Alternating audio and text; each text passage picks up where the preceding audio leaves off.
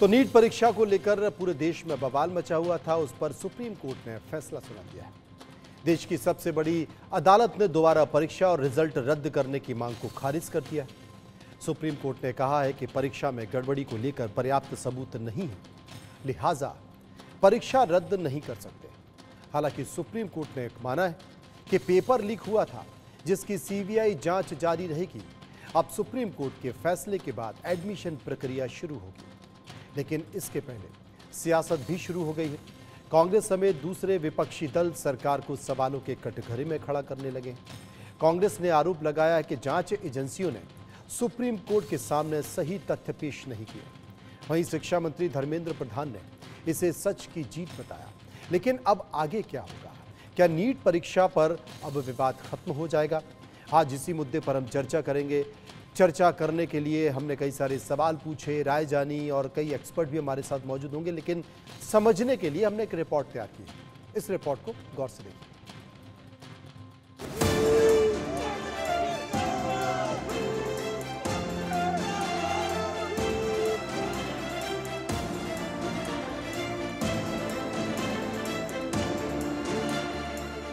NEET परीक्षा पर मचे बवाल और सवाल के बीच देश की सबसे बड़ी अदालत ने सबकी दलीलों को सुनने के बाद फाइनल फैसला सुना दिया।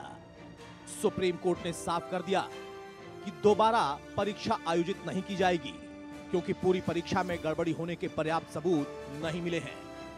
मौजूदा स्थिति में रिकॉर्ड में ऐसी कोई सामग्री नहीं जो यह बता सके कि परीक्षा में गड़बड़ी हुई थी या परीक्षा के संचालन में पवित्रता भंग हुई थी। दोबारा परीक्षा कराने और रिजल्ट रद्द करने की मांग वाली सभी याचिकाएं खारिज की जाती हैं। कोर्ट का जो भी फैसला है हम उसका सम्मान करते हैं, लेकिन हाँ, कुछ पहलू ऐसे थे जो उन्होंने छुए नहीं। कुछ चीजें ऐसी थी जो वो नहीं उनके संज्ञान में उन्होंने लिया। कोर्ट ने ये बोला है कि भाई 20 लाख बच्चों का भविष्य ज्यादा इम्पोर्टेंट है और इसलिए हम ये दोबारा एग्जाम नहीं कराना चाहते। सुप्रीम कोर्ट के फैसले के बाद अब काउंसलिंग की प्रक्रिया का रास्ता साफ हो गया है। बुधवार से काउंसलिंग शुरू हो जाएगी, लेकिन फिलहाल नीट परीक्षा पर सुप्रीम कोर्ट के फैसले के बाद सियासत शुरू हो गई है। सर्वोच्च न्यायालय का जो निर्णय आया है उसको पढ़ने के बाद उस पर विस्तार से मैं अपनी प्रतिक्रिया दूंगा। अभी तो सिर्फ मैं इतना कह सकता हूँ कि एक बार अगर परीक्षाओं पेपर लीक की बात आ गई, पवित्रता कहाँ रह गई? पवित्रता तो नष्ट हो गई, परंतु पूरा पढ़ने के बाद ही मैं इस पर अपनी प्रतिक्रिया दूंगा। कांग्रेस अपनी सुप्रीम कोर्ट को भी पता होना चाहिए देश में क्या चल रहा है। एक आखिरी आशा का किरण सुप्रीम कोर्ट था। अगर वो किरण भी हमें कोई दिशा नहीं दे रहा है तो हम कहाँ जाएंगे? क्या दबाव है क्या कोर्ट के ऊपर? सियासत के अपने सवाल हैं, लेकिन साफ हो गया है कि दोबारा परीक्षा आयोजित नहीं होगी। हालांकि कोर्ट ने यह भी साफ कर दिया कि पेपर लीक पर सीबीआई की जांच चलती रहेगी और जांच में जो दोषी पाया जाएगा उसके खिलाफ एक्शन भी लिया जाएगा। Bureau report, India news. कई सारे सवाल थे जो नीट को लेकर थे और वही सवाल हमने लोगों से पूछे। लोगों ने उस पर अपनी राय दी है। जो सर्वे में सवाल पूछे उनमें से पहला सवाल क्या था वो मैं आपको बताता हूँ। पहला सवाल आपको बताऊंगा, लेकिन उसके पहले देश के शिक्षा मंत्री धर्मेंद्र प्रधान ने सुप्रीम कोर्ट के इस फैसले में सच की जीत बताया। सुनिए उन्होंने क्या कहा। विद्यार्थियों के जो परीक्षा होते हैं, आगे की पढ़ाई के लिए हो या नौकरी के लिए हो, उसमें zero tolerance of any kind of breach और सैंक्टिटी ऑफ एग्जामिनेशन हमारे लिए सर्वोपरि है। इसलिए मोदी सरकार ने public examination prevention of unfair means act जैसे सख्त कानून को अमल में लाया है। हम सुप्रीम कोर्ट के सामने आज हमारी पक्ष रखते हुए ये भी वचन दिए हैं, ट्रांसपेरेंट, टेम्पर फ्री और जीरो एरर एग्जामिनेशन सिस्टम बनाने के लिए प्रधानमंत्री नरेंद्र मोदी जी की नेतृत्व की सरकार कमिटेड है। इस कमिटमेंट को आगे बढ़ाते हुए एनटीए की संपूर्ण रिवैम्प के लिए हमने पिछले दिनों में आप लोगों के सामने एक उच्च स्तरीय कमेटी का भी घोषणा किया था। वो कमेटी अपनी काम बड़े तन्मयता के साथ कर रही है। प्रोफेसर डॉक्टर राधाकृष्णन जो पूर्व चेयरमैन इसरो के हैं, डॉक्टर गुलेरिया जैसे देश की जाने माने चिकित्साविद भी उस कमेटी में हैं, examination expert, data analytics expert, ऐसे सारे माननीय सदस्य उसमें हैं। उन्होंने इस बीच में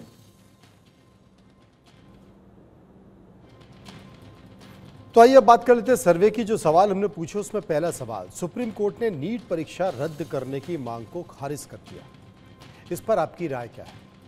33% लोगों ने कहा सही फैसला, 66% लोगों ने कहा परीक्षा रद्द होनी चाहिए और 1% लोग इस पर कुछ भी कहना नहीं चाहते।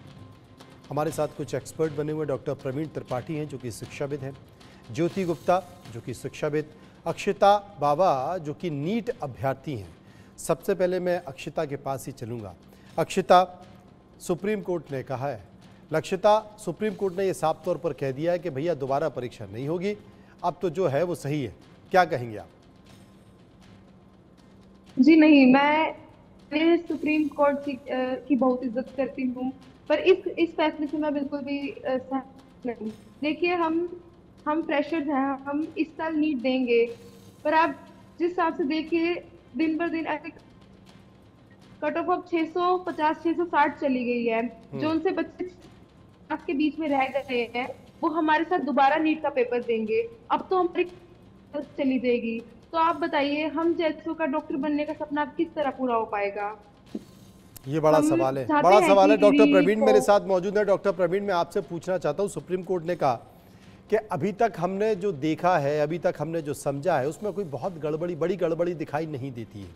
सिर्फ 1550 के आसपास करीब जो स्टूडेंट हैं, जहाँ पर जिक्र किया कि यहाँ पर कुछ कमियाँ, कुछ त्रुटियाँ हैं, वहाँ पर एनटीए ने दोबारा एग्ज़ाम करा लिया। अब जो 24.5 लाख स्टूडेंट बैठे हैं उनके साथ तो अन्याय नहीं कर सकते ना, लिहाजा परीक्षा नहीं होगी। देखिए, 1550 भी कोई छोटा नंबर नहीं है। जहाँ पे सीट्स लिमिटेड हों और जो टॉप के मेडिकल कॉलेजेस होते हैं उनमें सीट्स और कम होती हैं, तो नंबर तो कोई छोटा नहीं है। तो सिर्फ नंबर के बेसिस पे बोल देना पूरे तरीके से जायज़ तो मुझे नहीं लगता। बट ये बात भी सही है कि जो दूसरा पहलू है कि जिन बच्चों ने प्रॉपरली एग्ज़ाम दिया था और जिनका सिलेक्शन हो गया है, उनको फिर से एग्ज़ाम में बैठाना, उसकी अपनी समस्याएं हैं। तो दोनों तरफ के आर्गूमेंट्स रहेंगे। लेकिन जैसे शायद एक स्टूडेंट हैं अभी हमारे साथ, वो बहुत अच्छी बात बोल रही हैं कि जब भी कोई बच्चा सर नीट पीजी जैसे एग्ज़ाम या नीट यूजी जैसे एंट्रेंस की तैयारी करता है, तो वो सब कुछ छोड़ के सारी चीज़ें सेक्रीफाइस करके सिर्फ पढ़ाई करता है। और उसको बस एक चीज़ सही होती है कि मुझे बस बता दीजिए आप मेरा एग्ज़ाम कब लेने वाले हैं, और एग्ज़ाम में सर्टेनिटी होनी चाहिए।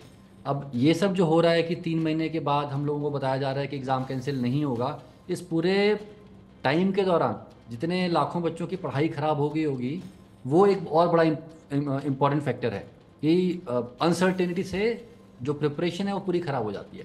और एक लास्ट चीज़ जो मैं बोलूँगा, देखिए मेडिकल कॉलेज में जब बच्चे आते हैं तो इस बात से बहुत फ़र्क नहीं पड़ता कि आप कितने अमीर घर से आ रहे हैं, कितने गरीब घर से आ रहे हैं, गाँव से आ रहे हैं, शहर से आ रहे हैं। वहाँ पे एक मेरिटोक्रेसी होती है कि जिस बच्चे ने एंट्रेंस में अच्छा परफॉर्म किया, जो मेहनत करके आया, वो आ पाया, बाकी नहीं आ पाए। जब ऐसी चीज़ें होती हैं कि एग्ज़ाम लीक हो रहे हैं और एग्ज़ाम किस लेवल पे लीक हो रहे हैं, क्लैरिटी नहीं है, किसने किया पता नहीं है, तो उस पर एक बहुत बड़ा सवाल आ जाता है कि जो मेरिटोक्रेसी थी, जो सिर्फ अच्छे बच्चे घुस पाते थे मेडिकल कॉलेज में, क्या अभी भी सच में वही घुस पा रहे हैं या फिर बाकी तरीकों से भी कॉलेज में घुसना अब संभव हो गया है? जी, एक और सवाल हमने सर्वे का पूछा, एक और सवाल डॉक्टर प्रवीण हमने सर्वे का पूछा, वो सवाल था लोगों से कि नीट में धांधली करने वाले माफिया और छात्रों को क्या सज़ा मिलनी चाहिए। 56% लोगों ने कहा कि जो माफिया हैं, एजुकेशन माफिया, उन्हें उम्र कैद होनी चाहिए। 22% लोगों ने कहा दोषी छात्रों का एडमिशन रद्द होना चाहिए। 18% लोगों ने कहा भारी आर्थिक जुर्माना लगाना चाहिए और 4% लोग इस पर कुछ भी कहना नहीं चाहते।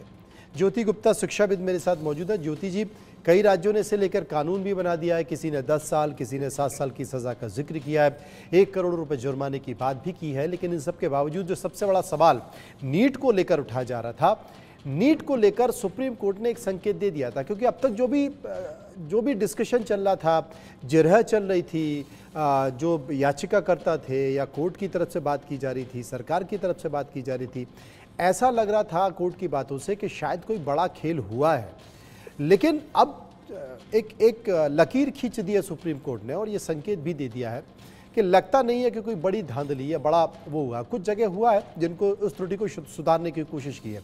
आप क्या मानती हैं, क्योंकि अब तो ये एग्जाम नहीं हो रहे हैं, दोबारा काउंसलिंग भी शुरू हो रही है? देखिए, जो ऑनरेबल सुप्रीम कोर्ट का फैसला है तो वो उन लोगों ने सभी कुछ देख के ही ये फैसला दिया है। तो दोनों ही तरह की बात थी उधर। जो बच्चे ऑलरेडी ही क्लियर कर चुके थे और जिन्होंने बिल्कुल पढ़ाई करनी छोड़ दी थी क्लियर करने के बाद, उनको दोबारा से इम्तिहान के लिए बिठाना कोई बहुत आसान बात नहीं है। वो भी एक फिर बाद में जो है उनका भी एक ऑपोजिशन आ जाता।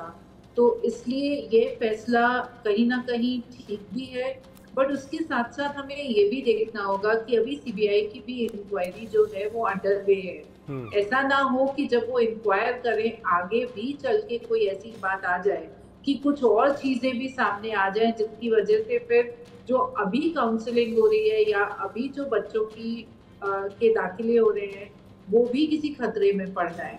तो इस चीज को एक होलिस्टिक व्यू की तरह देखते हुए बच्चों को मतलब बिल्कुल एक क्लियर डायरेक्शन मिल जाना चाहिए कि अब यही होगा और इसी डायरेक्शन में होगा।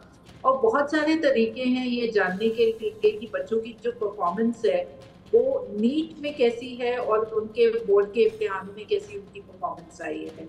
तो एक जैसे आपने सर्वे किए हैं, अगर आप एक और सर्वे भी करवा लें कि जिनकी नीट में जिन्होंने क्लियर किया है उनके वैसे किस तरह के मार्क्स आते रहे हैं 10th में 12th में, तो उससे एक बच्चों की परफॉर्मेंस का भी पता चल जाएगा। ये किया है, मुझे लगता है एनटीए सुप्रीम कोर्ट ने इस बात का जिक्र किया था और एनटीए ने भी हरियाणा के एक सेंटर में या बिहार के दरभंगा में जो चीज़ें दिखाई दी थी, एनटीए ने इसकी समीक्षा की थी, क्योंकि उस समय के जो चेयरमैन थे एनटीए के महानिदेशक थे, मेरी उनसे बात भी हुई थी और उन्होंने साफ तौर पर बताया कि हमने उनका बैकग्राउंड चेक किया है, वो अमूमन वही बच्चे थे जो चीज़ें दिखाई दे रही है। एक और सवाल जो हमने सर्वे में पूछा कि क्या सीबीआई जांच और सुप्रीम कोर्ट के दखल से नीट एडमिशन में धांधली का दौर खत्म होगा? 55% लोगों ने कहा हाँ, 44% ने कहा ना, 1% कुछ भी कहना नहीं चाहते। लक्षिका जो थोड़ी हताश दिखाई दे रही है, लेकिन लक्षिका मुझे लगता है कि सरकारों को काफ़ी सवालों के जवाब देने पड़े हैं। सुप्रीम कोर्ट में काफ़ी कसावट हुई है, जांच एजेंसियां अलर्ट हुई हैं, कई सरकारों ने इसे लेकर कानून बनाया। आपको लगता है कि अब इस तरह की धांधली नीट में या बाकी के एग्जाम में नहीं होगी, असर पड़ेगा? जी नहीं, हम इसके बारे में नहीं कह सकते, क्या पता ऐसा दोबारा फिर से हो जाए। ये लक्षिता ने बड़ी बात कही है, क्योंकि ये कोई पहली बार नहीं है। यूपीएससी में हम देख रहे हैं कि क्या फर्जीवाड़ा चल रहा है, कई राज्यों से पेपर लीक की घटना निकल कर आती है, वहां भी कुछ इसी तरह से दिखाई देता है। और अगर इसमें हो गया, कुछ समय मामला ठंडा रहेगा, बाद में जो शिक्षा माफिया है, क्योंकि वहां पर एक संगठित अपराध किया जाता है, उसमें नेता भी शामिल होते हैं, अधिकारी भी शामिल होते हैं, माफिया तो शामिल होते ही होते हैं। और जब भी इस तरह के लोग होते हैं, जब इस तरह का मामला निकल कर आता है, तो बिना इस तरह के गठजोड़ के ये संभव होता नहीं है। एक और सवाल हमने सर्वे में पूछा और वो सवाल था कि एडमिशन प्रक्रिया पर लोगों का भरोसा फिर से कायम करने की सबसे बड़ी वजह, जी हाँ, ये गौर करने वाली बात है कि सबसे बड़ी जिम्मेदारी किसकी है? 59% लोगों ने कहा सरकार और प्रशासन की है।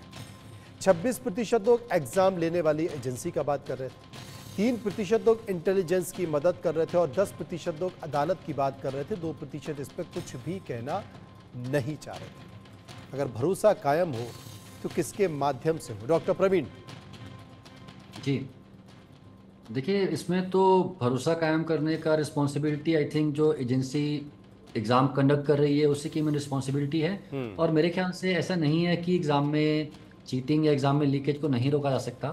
आप थोड़ा टेक्नोलॉजी का यूज़ करिए, आप बहुत सारे ऐसे मेथड्स आ गए हैं जो कि all across the world use किए जाते हैं, जहाँ पे जीपीएस कैमरा मल्टीपल चीज़ें यूज़ की जाती हैं, जिससे चांसेस इस बात के बहुत कम हो जाते हैं कि कुछ भी लीक हो।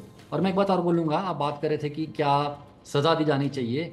ये बात लोग भूल जाते हैं कि मेडिकल कॉलेज में घुसना जितना मुश्किल है, उससे बहुत ज़्यादा मुश्किल मेडिकल कॉलेज में रहना है। वो जो 4.5 साल की पढ़ाई होती है उनको पास करना और मुश्किल होता है। तो मुझे ये समझ नहीं आता है, जो बच्चे यहाँ वहाँ से पेपर निकाल के लीक करके कॉलेज में घुस तो जाएंगे, उसके बाद वो एग्ज़ाम पास कैसे होंगे उनसे। और हम लोग ऐसे कई लोगों को जानते हैं अपने टाइम पे, जब हमने एमबीबीएस की थी और देखा था कुछ लोगों को ऐसे जिनके ऊपर सबको शक था कि एक जेन्युइन स्टूडेंट है भी कि नहीं, उनकी बड़ी खराब हालत होती थी, उनसे एग्जाम पास ही नहीं होते थे। वो सालों सालों तक एक ही कॉलेज एक ही साल में पढ़े रहते थे। तो देखिए, मेडिकल कॉलेज एक ऐसी चीज़ नहीं है जिसमें आप चीटिंग करके घुस जाइए और काम हो जाएगा। घुसने के बाद तो सारा कहानी शुरू होती है वहाँ पे। ये बड़ा संकेत है कि आप सिर्फ ये है कि साहब मेरा एडमिशन हो गया तो मैं डॉक्टर बन गया, ऐसा है नहीं। वो जो 4-5 साल की पढ़ाई है, वो पढ़ाई वाकई बहुत टफ होती है, उसके लिए बहुत पढ़ना पड़ता है, बहुत सारे प्रैक्टिकल्स होते हैं और इतना आसान नहीं है। और इस तरह के जो लड़के हैं, इस तरह के जो बच्चे हैं जो किसी दूसरे रास्ते से आते हैं, वो अलग ही दिखाई देते हैं। वो अपनी कह सकते हैं कि आधी से ज़्यादा जवानी वहीं गुजार देते हैं और वो साफ तौर पर दिखाई भी देते हैं कि आखिर वो है किस तरीके से। ये जिस बात का जिक्र ज्योति जी कर रहे थे, डॉक्टर प्रवीण, वो ये कह रहे थे कि आखिर कौन सी एजेंसी है, और ये तो जो एग्ज़ाम एजेंसी कराती है उसी की जिम्मेदारी होनी चाहिए।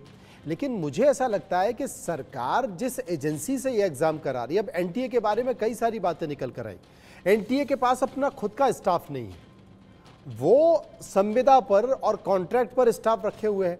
अगर आप इतने महत्वपूर्ण एग्जाम करा रहे हो, हजारों करोड़ रुपए जो बच्चों की फीस आती है वो आपके पास आ रही है, आप उस फीस का कुछ परसेंट भी खर्च नहीं कर पा रहे हो, तो सबसे पहले जो इतने महत्वपूर्ण, जिसमें देश के युवाओं का भविष्य टिका हुआ है, आप कम से कम पहली कड़ी से लेकर अंतिम कड़ी तक स्टाफ तो अपना रखो। अगर वो 30 साल के लिए, 35 साल के लिए आपकी सर्विस में है, तो उसे भरोसा होना चाहिए कि मैं इस संस्था के प्रति समर्पित हूं, मैं इस संस्था के प्रति जिम्मेदारी लेता हूं और मेरी ये भावना है। अगर आप कॉन्ट्रैक्ट स्टाफ को रखोगे तो लगता है वो भावना पैदा भी नहीं होती है। आप बिल्कुल ठीक कह रहे हैं। मैं तो इसके साथ, सिस्टम के साथ बहुत सालों से, ऑलमोस्ट 35 सालों से जुड़ी हुई हूँ और हम लोगों ने सीबीएसई में बहुत सारे इम्तिहान होते हुए देखे हैं। एनटीए तो अभी बाद में ही बना है, पहले सारे इम्तिहान जो हैं वो सीबीएसई के माध्यम से कराए जाते थे और सारा इकोसिस्टम जो है वो स्कूल्स के ऊपर आधारित होता था। प्राइवेट स्कूल्स, केंद्रीय विद्यालय, ये सब स्कूल्स में इम्तिहान हुआ करते थे और बहुत अच्छे तरीके से हुआ करते थे। आप बिल्कुल ठीक कह रहे हैं कि एनटीए में मेजरली सारा स्टाफ ऑन डेप्यूटेशन है या कॉन्ट्रैक्ट पे है, तो एक स्ट्रक्चर बना लेना वहाँ पे बहुत ज़रूरी है। और वहाँ पे दोनों ही तरह के इम्तिहान हो रहे थे, सीबीटी भी हो रहे थे जो कंप्यूटर बेस्ड टेस्ट हैं, और साथ जो कि एक दूसरी एजेंसी पे डिपेंडेंट थे, जैसे टीसीएस या और एजेंसीज उसको करा रहे थे, और एक पेन एंड पेपर टेस्ट है जिस तरीके से नीट कराया गया है। तो दोनों की एक्सपर्टीज बहुत अलग है। तो अगर हम देखें तो सीबीएसई का सिस्टम भी बहुत अच्छा आला सिस्टम है, क्योंकि जितने बच्चे यहाँ पे नीट के लिए बैठ रहे हैं उतने ही तकरीबन बच्चे वहाँ पे 12वीं के लिए बैठते हैं और उतने ही बच्चे 10वीं के लिए भी बैठते हैं। और अगर हम देखें 2018 के बाद सीबीएसई का सिस्टम बहुत स्ट्रेंथन हुआ है। तब जो सेक्रेटरी एजुकेशन रहे होंगे या जो भी सीबीएसई के चेयरपर्सन रहे थे, उन लोगों ने कुछ एसओपीज बनाए थे जिसकी वजह से अब इतने सालों से टचवुड बहुत अच्छे तरीके से परीक्षाएं हो रही हैं। वो भी मिनिस्ट्री ऑफ एजुकेशन का ही पार्ट है। तो ये जो एजेंसीज हैं, ऑर्गेनाइजेशंस हैं, इनको आपस में बेस्ट प्रैक्टिसेस को साझा करके कुछ ऐसा निकालना चाहिए कि बच्चों का ट्रस्ट ना टूटे, पेरेंट्स का ट्रस्ट ना टूटे, और कहीं ना कहीं इकोसिस्टम में जहाँ पे बहुत सारे कोचिंग सेंटर्स हैं, होड़ लगी हुई है, टॉप 100 में हमारे कितने बच्चे आएंगे, उनके कितने बच्चे आएंगे, और वो बड़े बड़े अखबारों में एड्स निकलते हैं। तो कहीं ना कहीं उस कंपटीशन को खत्म करना होगा और समय आ गया है कि पूरे देश का जो एक कॉम्पिटिटिव एग्जामिनेशन है, किस तरीके से आपको चयन करना है अलग अलग बच्चों का, अलग अलग कोर्सेज में एक हाई लेवल कमेटी, जैसे कि अभी ऑनरेबल मिनिस्टर ने कहा बनाई है, उनको ये भी देखना चाहिए कि बच्चों के ऊपर से आप कैसे प्रेशर हटा सकते हैं। ये आपने सही कहा कि बच्चों के ऊपर सबसे बड़ी बात है प्रेशर हटाना है, और जब इस तरह की चीज़ें आती हैं तो बड़ा तकलीफ देती हैं। हालांकि लक्षिता, आपको ढेर सारी शुभकामनाएं देते हैं हम अभी से कि आप अच्छे से अगले एग्ज़ाम में तैयारी करें, और ये उम्मीद भी करते हैं कि अगला जब इस तरह का एग्ज़ाम होगा तो शायद उसमें कोई विसंगति नहीं होगी, कोई परेशानी नहीं होगी, कोई घपला नहीं होगा। अच्छे से मेहनत करें, क्योंकि जो मेहनती लोग हैं, जो ईमानदार लोग हैं, उनको सफलता ज़रूर मिलती है और आपको सफलता ज़रूर मिलेगी। बहुत बहुत शुक्रिया करेंगे सभी लोगों का जो विस्तार से इस पूरे मसले पर हमसे चर्चा कर रहे थे। कई सारे सवालों का जिक्र हम कर रहे थे जो हमने अपने सर्वे में लोगों से पूछे, लोगों ने उस पर अपनी राय भी दी है। लेकिन अभी भी नीट मामले पर जाँच चल रही है। सुप्रीम कोर्ट ने कहा है कि अगर सीबीआई को कुछ मिलता है कि वाकई इसमें और से बहुत सारे आयाम हैं जो ठीक नहीं है, तो निश्चित तौर पर इस दिशा में आगे विचार भी किया जाएगा। फिलहाल खबरों के सफ़र में इतना ही। बाकी खबरों के लिए आप चलते रहिए इंडिया न्यूज़ के साथ, और मुझे दीजिए इजाज़त। नमस्कार।